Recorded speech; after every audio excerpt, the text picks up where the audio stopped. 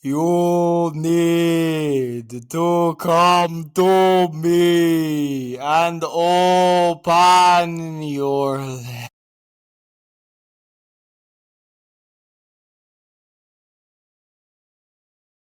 Come to me.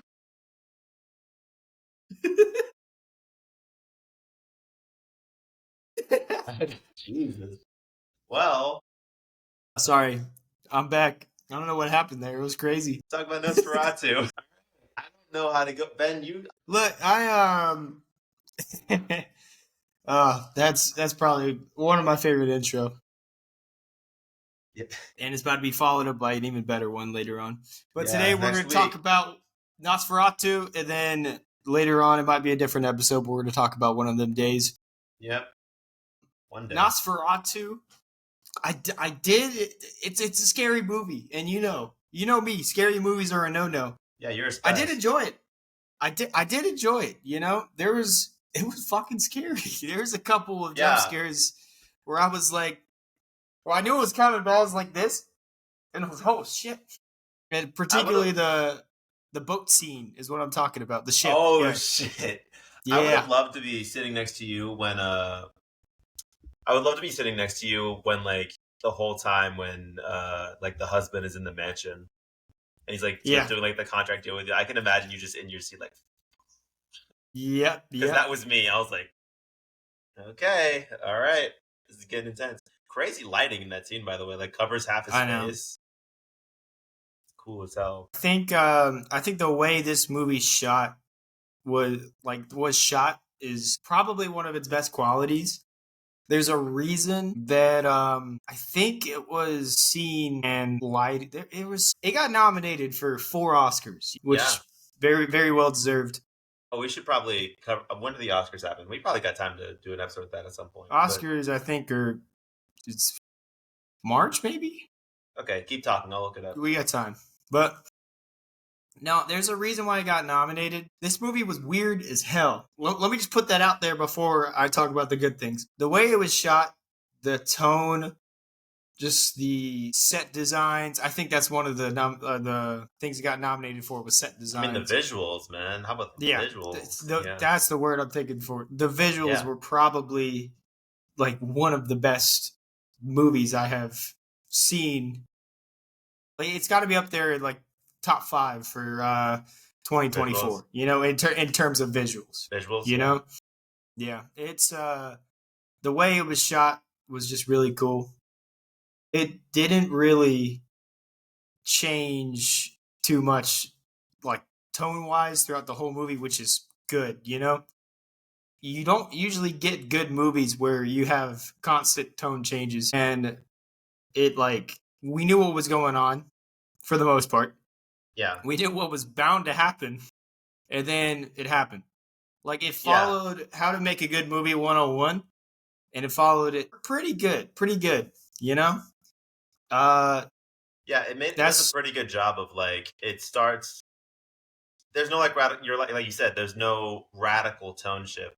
It starts and we're in one place and it's a little uncomfortable, and then as the movie goes on, it gets more intense and more puts you more on the edge of your seat and makes you more uncomfortable.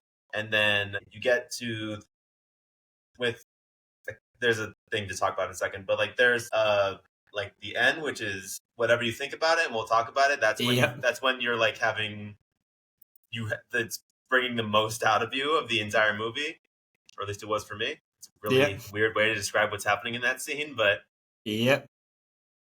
but yeah, it doesn't like do any radical shit. Now the thing I was going to mention was Willem Dafoe is in the movie, and he's great, and he's totally hamming it up and doing the whole Willem Dafoe thing. He has a line of dialogue. I don't know if he wrote it. I don't know if the director wrote it. I don't know if someone was fucking with him, but it was just a bad idea. When he like comes out and says, he says something to the effect of, "I have seen things that would make Sir Isaac Newton crawl back to his mother's womb."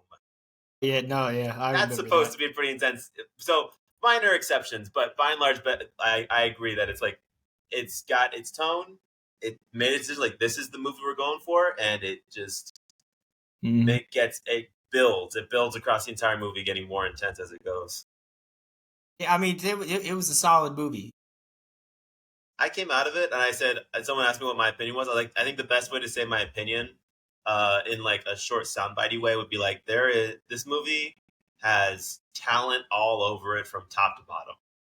Mm-hmm. We talked about the incredible cinematography. A lot of that also goes back to the director. Again, great Yeah. work with the visuals in particular. I thought with shadows, of course, you get things that have been done, right? Where like it covers half of his face, but it doesn't really. It like kind of the shadows seep in some of the crevices of his face, so that you only see his eyes and like just enough to know like it's slightly misshapen.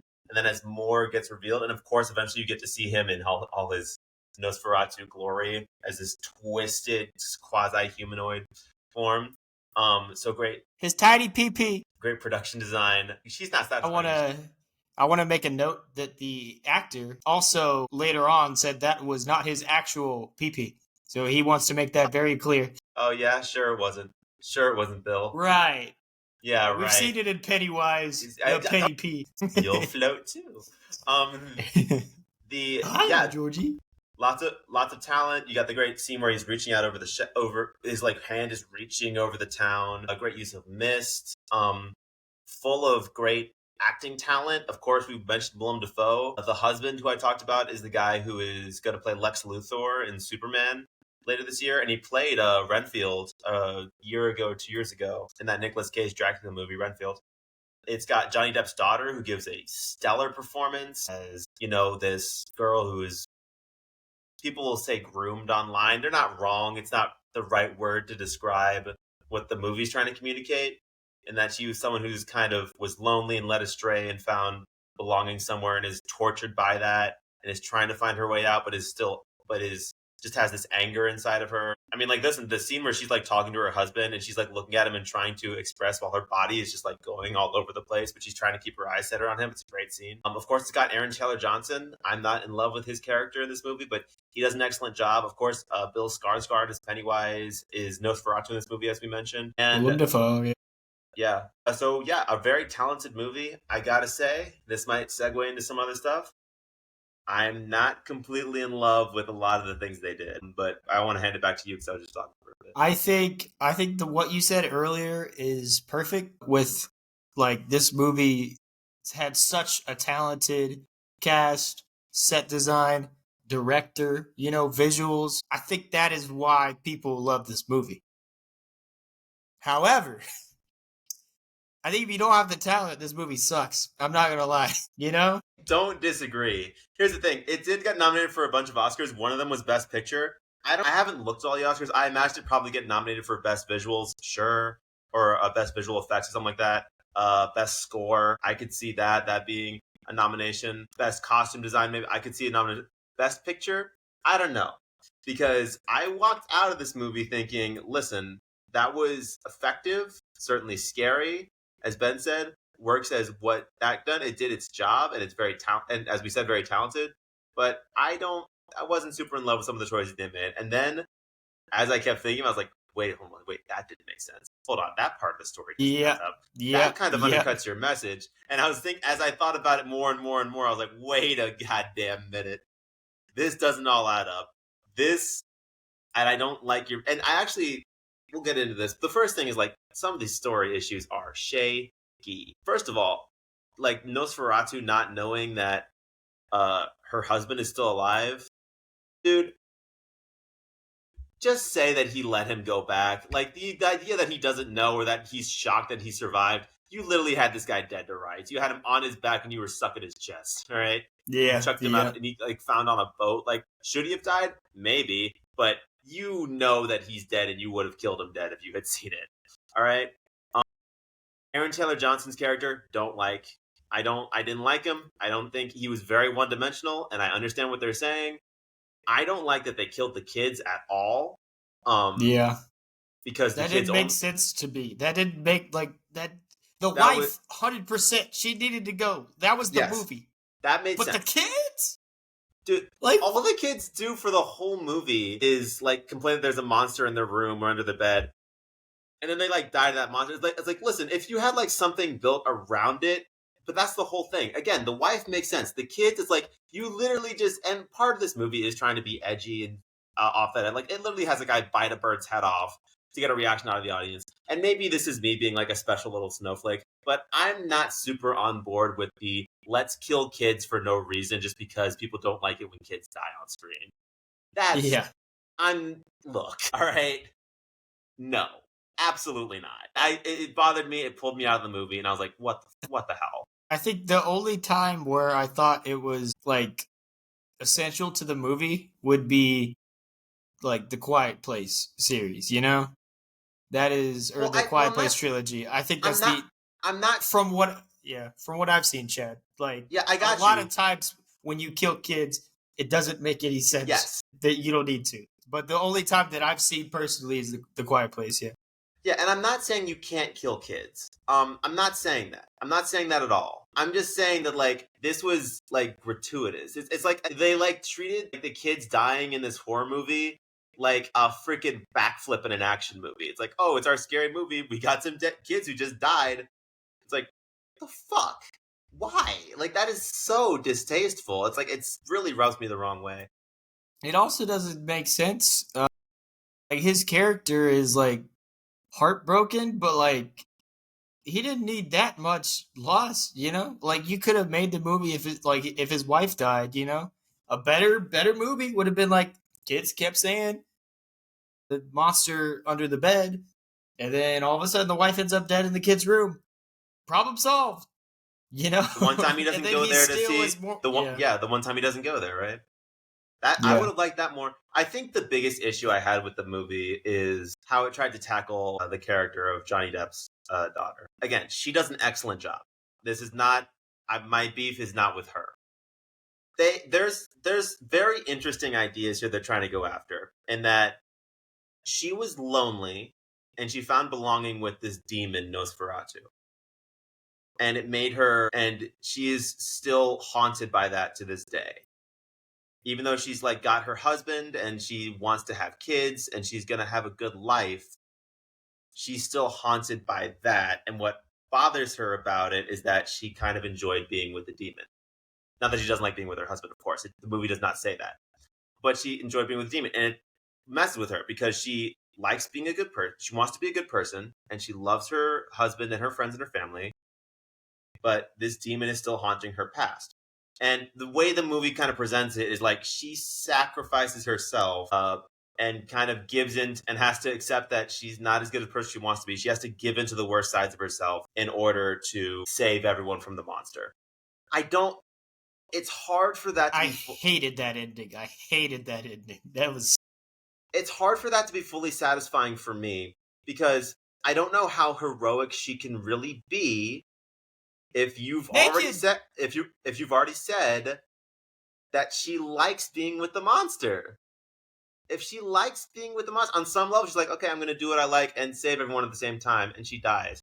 And a guy asked me at work, he was like, do you think, and this was actually kind of a cool conversation, because he asked me, he's like, do you think you would have liked it more if she survived? And I was like, no. I walked away and I thought about it a little more. I was like, actually, yes. I think that would have helped me through a lot of it. If the husband walks in and looks at her and she has to look at him, and there's like an implied tension between them of she leaned into it, but she did save everyone, but she did have to do that, and how's that going to affect their relationship? And she's probably traumatized, and he's probably in a rough headspace for all he went through for this. I think the implication of that would have been much stronger, but they kind of fucked themselves. This is a really hard needle to try and thread here. It would have been rough to try and thread that needle, I think. It would have been a tough ending to do anything else, you know? Yeah. There's only one perfect way. And even like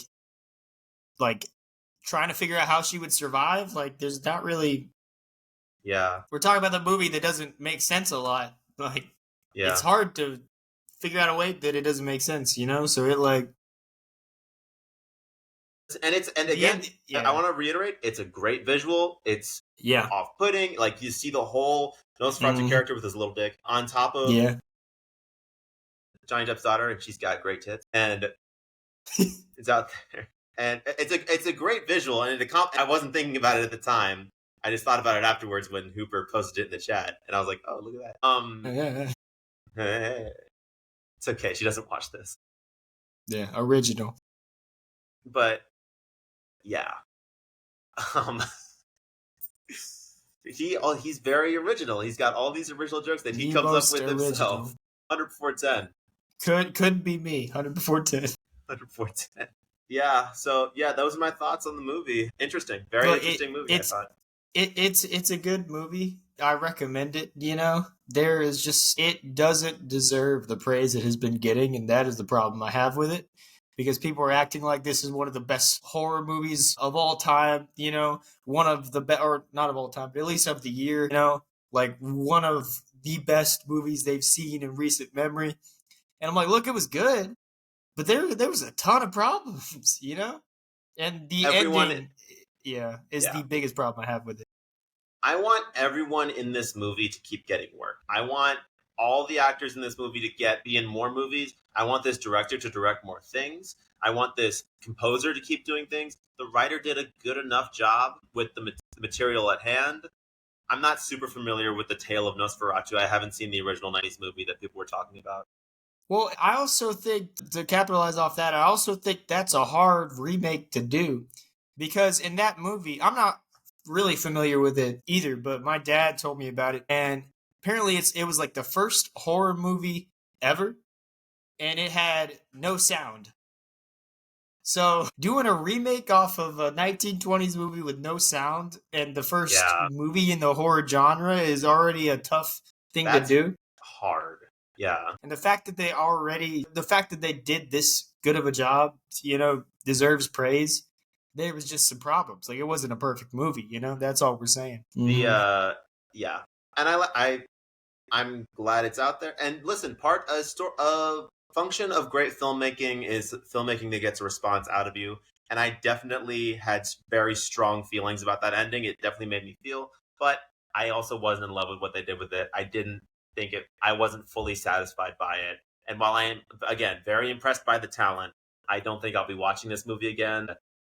I can't honestly recommend it because if you want to be part of the conversation, great. But I honestly, you've heard all the talking points from me and Ben just talking about spoiling it here. So I don't. Maybe you'll have a complete. Maybe you'll be one of the people who totally loves it, and that's great if you are. But yeah, If you're looking for a movie to be scared and hard, then I would recommend this movie. No, I made a joke to Haley at the end of the movie. Is I didn't know whether I should be like shitting my pants, terrified, or horny. It's a weird. yeah. And there were times, I just felt gross. But Yeah. That's Nosferatu. That's what the attractive men think about it. Ben, you're good looking. Next week is. Oh, actually, we're going to turn this off and record next week, which is one of them days. One of them days. Next week for us is, I imagine, maybe we'll talk about the new Spider-Man show. I think the first episode's coming out. We might talk about the Oscars. We might talk about. Yeah. I finished The Penguin finally, if you want to talk about that. Well, let's talk about the Penguin. Yeah, Let's do that. We can talk about The Penguin, yeah. Or we could talk. Okay, that's spoiling that, but fuck. Yeah. We could talk about. We got Squid Games. We could talk about Squid Games if we wanted to start that. I finished Squid Games too. I don't know if you finished it. I've never seen any of Squid Games. Dude, you need to watch. It's cool. We'll talk about something. We've got material. I think that's the point. All right. Always got material. Very attractive. Very attractive.